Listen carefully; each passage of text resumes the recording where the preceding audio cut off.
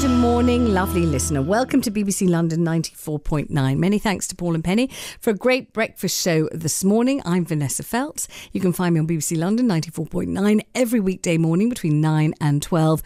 And this morning, well, celebratory headlines. Britain's recovery outstrips the world and UK has fastest growing economy. The question, though, can you feel it personally? Do you feel it's based on anything concrete? Are we manufacturing anything? What's happened to the deficit? Why are we recovering faster than everyone else? And is it a real palpable recovery that you can feel in your pocket? Your wages have increased, your employment prospects have increased, your company has grown, you've got extra bookings, things are doing well, you can feel it. Or is this illusory in some way or another? 0207 224 2000. That is the number. We'd love to hear from you. Whatever you do, wherever you are, you can answer the question, can you feel an economic recovery? Maybe it's just a spirit of optimism, that feel-good factor. You feel increased confidence. You feel like going out and buying some summer shoes. The weather's good. That makes everybody feel like spending. You go out, you buy some garden furniture. You spend money. Everything starts growing. It's a feel-good factor and it's going round and round. The Commonwealth Games are helping. I don't know. Is that how you're feeling? You can sense and feel and are experiencing the economic recovery, or maybe you feel very differently indeed. 0207 224 2000. Let us talk to Jonathan Davis, long-term friend of this programme. I warn you that when Jonathan Davis joins us, he doesn't always say the sorts of things that we might want to hear, but sometimes I think he says the sorts of things we ought to hear. Jonathan Davis, welcome to the programme. Thank you for that welcome. So I could say to you, isn't this a terrific day? I've got the Prime Minister joining me on this programme at 10:45 to talk about the growth in the economy. The newspapers are proclaiming our recovery outstrips the world. And I'm saying, Jonathan Davis, even you surely are putting out the bunting this morning. Well, of course, David Cameron is going to be shouting from the rooftops that we're back to economic peaks as of 2008. And it's a fact, the UK is the fastest growing economy in the Western world. And that is, of course, something to celebrate. But let us consider what has created the growth. It is a fact that in 2010, 2011 and 2012, we had about 0.5% growth. In other words, the economy was stagnating. Mm-hmm. And it was about to fall over a cliff, as I discussed with you a number of times. Yes. And then in the budget of a year and a half ago, Cameron's mate, Osborne, brought out what I call the most communist policy since Gordon Brown was around, in the name of Help to Buy. Right. It got people borrowing. It got people believing that house prices were about to rise again, which they, again, like the economy, they hadn't been doing nationally. They had a bit been doing in London in 2010, 11 and 12. Mm-hmm. And indeed, that is what got the economy going again. It got the constructors constructing. It got the estate agents running around in the little green minis and whatever. Yep. And people buying houses, borrowing vast amounts of money. And any country in history that has wanted a quick economic win has always gone for property development. And that is what happened. Why? Because there was a major Euro election this year, because there's a general election next year, and the government, which wasn't popular a year and a half ago, is now more popular. Well, of course it is, because there's a better economy. And that's the reason why we have it. Now the question is, are we feeling it? Well, some people are, of course. Their house prices shot up. Mm-hmm. The city's doing very well, and that's great. But the bulk of folk, largely your listeners, yep, are working longer and not actually feeling the benefits, because for years, mm-hmm, since 2008, the cost of living has risen faster than their earnings, and that is unlikely to change. You gave us a big build-up here. You said, yes, the economy is growing. Then you explained why. You said it was because of Help to Buy. And you said that gave the construction industry a fillip. It gave mortgages a fillip. It gave house buying a fillip. And that meant that the economy has grown. Confidence has grown. Borrowing's grown. but spending has grown, construction has grown. And then there was a but the but wasn't all that clear, I don't think, to people listening, Jonathan, because it sounded like what you're really saying is it's absolutely terrific. It is growing. Yes, we've got more stuff happening. We've got more people borrowing. We've got more confidence. But ... Where is the downside of this? Because it sounds as if it's all good, isn't it? In the short term, there's no question that there's more employment and that people have a sense of stability and security. Right. The but is what's round the corner. Right. What is round the corner? Well, 2007, 8 and 9 was the biggest economic crash in the history of the world, right. In fact, and also in the UK. Since 2008, when we had that economic peak to now, it's taken us all this time to get back to this peak. This is the longest period that it's taken in 100 years of recorded economic history to get back to a peak after a recession. Right. And yet, what's taken in order to get us there is A, the government is borrowing £100 billion a year. Who from? From our children. The people are borrowing vastly to buy these flats and houses. And how are they going to repay that debt? And then secondly, in the medium term, and I'm talking about maybe the next 2 or 3 years, there's probably going to be another global economic shock. And it took, in 2009, a cut in the base rate of 4.5% to get the economy on an even keel after the massive crash. The base rate today is still 0.5%. Even if it rises, as the Governor of the Bank of England is saying it will do, I don't know if it will, but let's say it does. Let's say interest rates rise to 1 or 2% over the next 2 or 3 years. If there's a global economic shock, which I think is increasingly likely, the UK will not be immune to that. Even if they slash the base rate from then 2% to 0, I tell you, it's not going to be enough to take us out of the inevitable economic depression.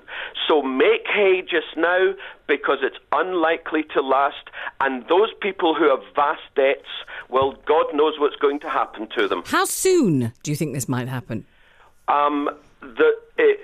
We had a major crash economically in 2000 to 2003. We had another one from late 2007 to 2009. It's now 2014. I would suggest to you it's going to be sometime within the next 2 or 3 years. So when you say make hay while the sun shines, and the sun is shining, how do we do that? If we've got an imminent catastrophe around the corner, what are we supposed to do? Well, we're doing it just now. We're enjoying ourselves. We're spending. Retail sales aren't fantastic, but we're spending. The problem is we're just like for the prior 10 years, we're borrowing to spend. We're borrowing to buy into property. We've been brainwashed as a nation, as a society, and certainly in London, that it's impossible for house prices to fall. Therefore, I need to put everything I have into housing because I can only win. Well, I tell you, one of the definitions of a bubble is prices will rise because prices will rise. In other words, it's illogical, it's stupid, it's based on no fundamentals whatsoever except what the media and the politicians have told us. Well, how often has that got us into trouble? Okay, so what do you... I really need you to hold on till after... Can you hold on for just a couple of minutes after the travel? Because we can't leave you kind of just in the midst of a South Sea bubble about to burst without the punchline here. So hang on a sec, will you, Jonathan? Thank you. All right, we'll be back with Jonathan Davis. He'll give us the gruesome, ghastly, he always does, the nitty, the gritty, and the other stuff I can't say on the radio. All of that coming up straight after the travel.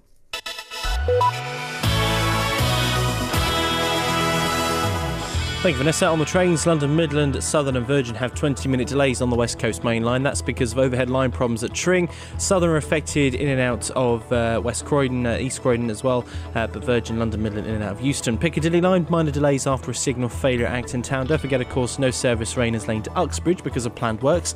On the roads, in Dagenham, Ripple Road, they're all now open eastbound after a crash between the A13 and Chequers Corner. Leatherhead Road, the 243 at Chessington, still very slow northbound from the M25 through to Garrison Lane. Eastern Way in Thamesmead is part blocked eastbound just outside Belmarsh Prison at Battery Road. That's following a crash. Blackwall Tunnel slow on the southern approach from Blackwall Lane, and as a result of the closure of Putney Bridge, we've got delays on Battersea Bridge, Hammersmith, Wandsworth and Kew Bridges this morning. Paul Murphy-Cast, BBC London 94.9. Next update 9:30.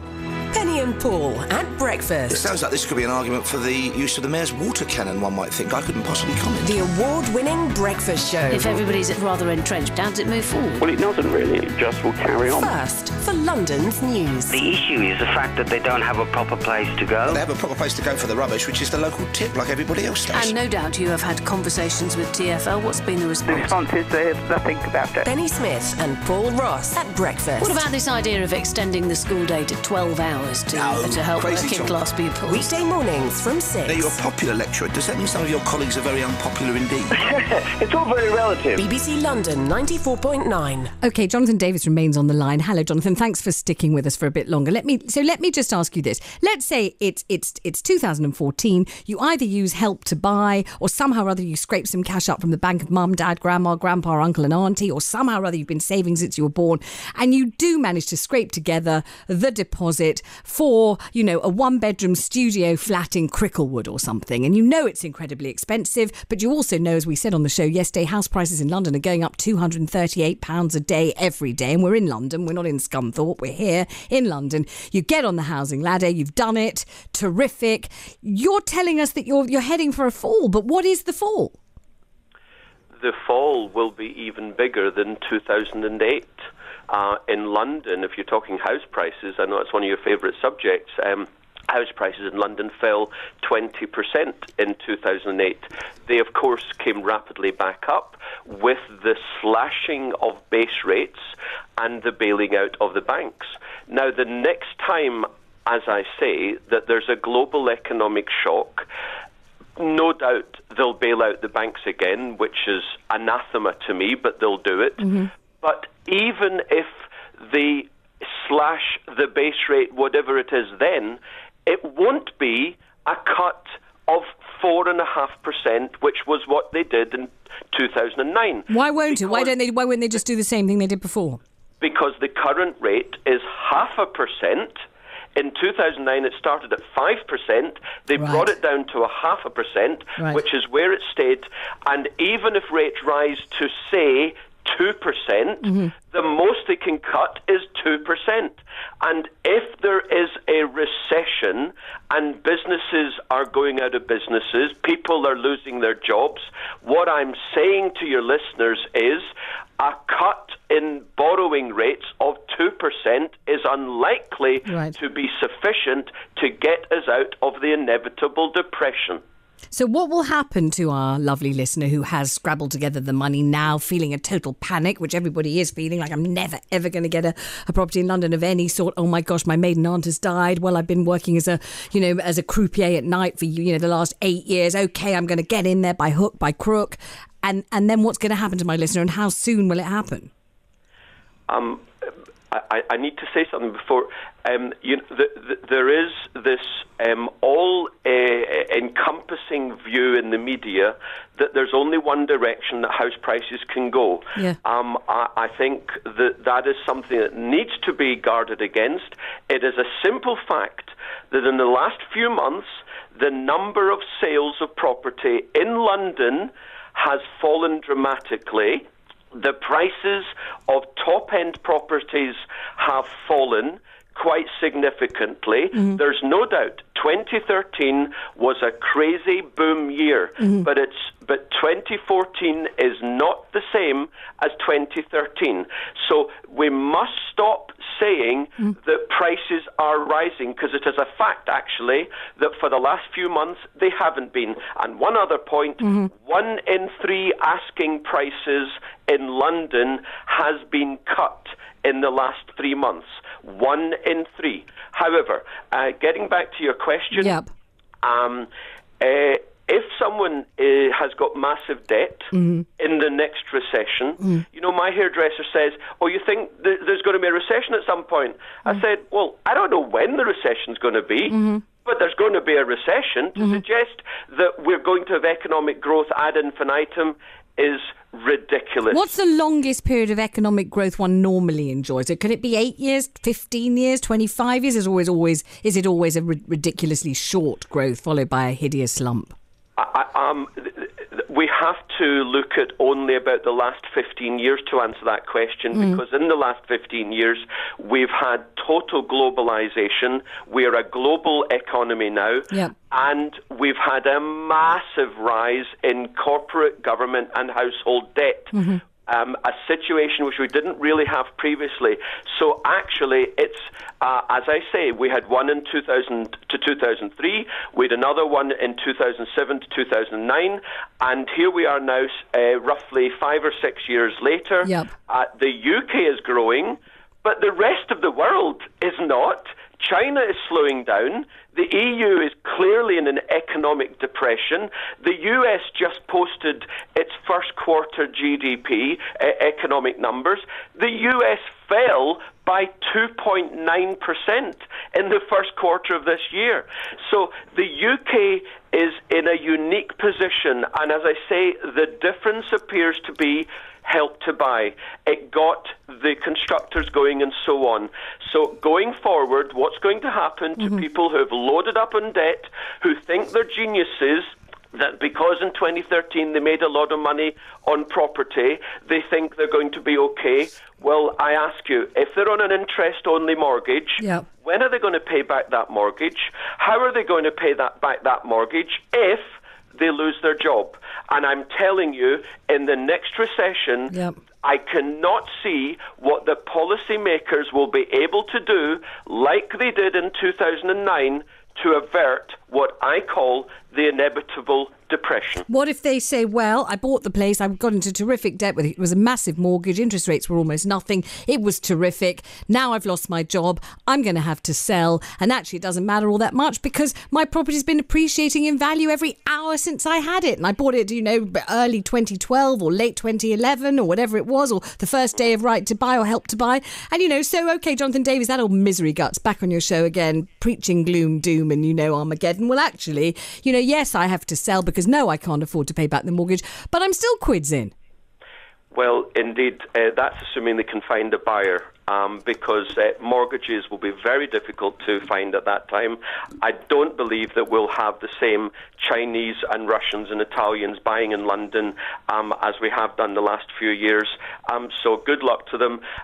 If they can find a buyer, then yes, they can pay off their debts and they'll be okay. But, after 50 years of falling interest rates and rising debt levels in households, companies and government, there comes a point where we get to what's called peak debt, and debt cannot rise anymore. Without going into too much detail, that is largely the reason why we had a credit crunch for businesses and households for a few years, but the government took on rising debt. The government borrowed £100 billion a year to pretend that everything was okay, whereas prior to that it was the businesses and households. Okay, final question. We're not all economists. You can tell by talking to me that I'm not one. We're not all wealth managers. Most of us haven't got any wealth to manage, and most of us are listening with jaws agape at every word you say, thinking, oh my God, he sounds if he knows what he's talking about. Let's hope he's entirely wrong and it's just rubbish. But lots of people will simply be thinking this. Jonathan Davies says the London property bubble has to burst because that's what bubbles do. But we all know, even those of us without maths O-level, that this is it's very hard to build in London. We know about the social housing stock being depleted. We know that it's very hard because Boris Johnson told us the other day, every time you see a vacant lot, you think, why isn't there a house there? Answer, because there are a million restrictions stopping anybody building on it.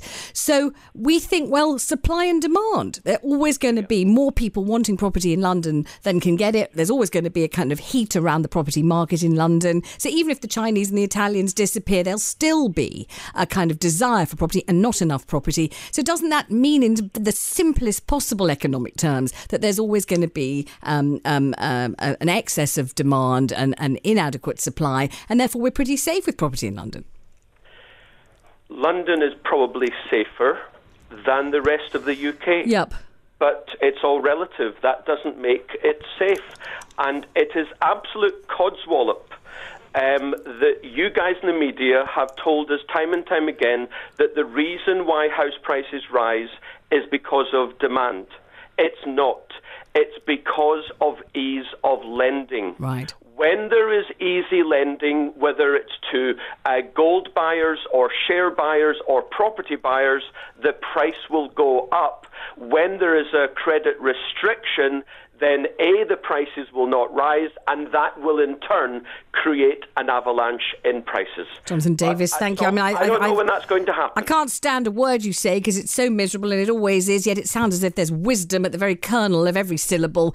We can't bear to hear it, but sometimes we have to. Thank you so much for talking to us. That's Jonathan Davis there, the eminent economist and wealth manager who very kindly gives his time to us at BBC London, free and gratis, and then you get the best and most expensive advice absolutely free. And the advice always is: quake in your boots, be terrified, feel trepidation, feel worried. Don't get too excited about this economic recovery. I've got the Prime Minister himself coming on at 10:45 to tell us, I think he'll tell us, I can't preempt entirely what he's going to say, but he's going to celebrate what the IMF has said about our growth. He's going to tell us that we've got recovery and economic recovery which outstrips the whole of the rest of the world. So don't get too miserable because you're going to hear from him soon on the programme. But